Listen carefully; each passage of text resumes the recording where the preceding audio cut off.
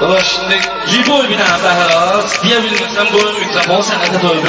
Bunları açıp bağlayaram mobilli telefon kimi. Sesim de ses yerindedir, tonum da var ton kimi. Meyxananı bir de kristal bir televizyon kimi. Mənliyi şəxsiyyəti dustlara bakan kimi bilir. Mənliyi şəxsiyyəti dustlara bakan kimi bilir. Yaşadı elə bilməyinə değişmədən kənardır. Kəlməmi təsdiq eyləyən ürəkdən xiridardır. Bu düz deyir, meyxananın badımcanları vardır.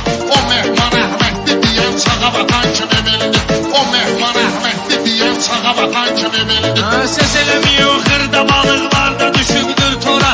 Meyxanayla ses elemiyor, başlamışıq spora. Bunları isəm qorxuram ki, atıram biz onları sonra. Vaxtı keçib keçməmək ərzağa bakan kimi bildir. Vaxtı keçib keçməmək ərzağa bakan kimi bildir. Şad Nizami Gəncəvi və yaxud da Nəsimi. Çoğra Rəşad dağlıdır sözdə bunların qəlimi.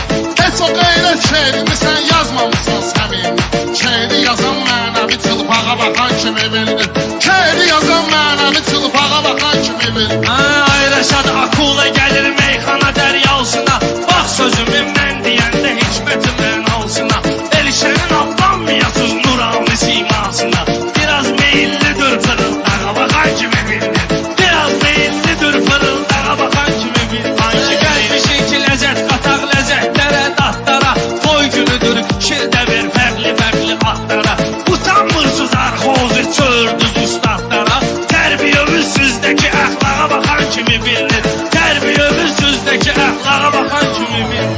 Canı gönüldən sevirəm vətənim Azərbaycanı. Oğlan odur vətəndə qurban eləyibdir canı. Oğlan odur vətəndə qurban eləyibdir canı. Bir iki dəfə görmüşəm efirdə Sarkisyan. Biz baladır biz bala alçağa bakan kimi bilinir.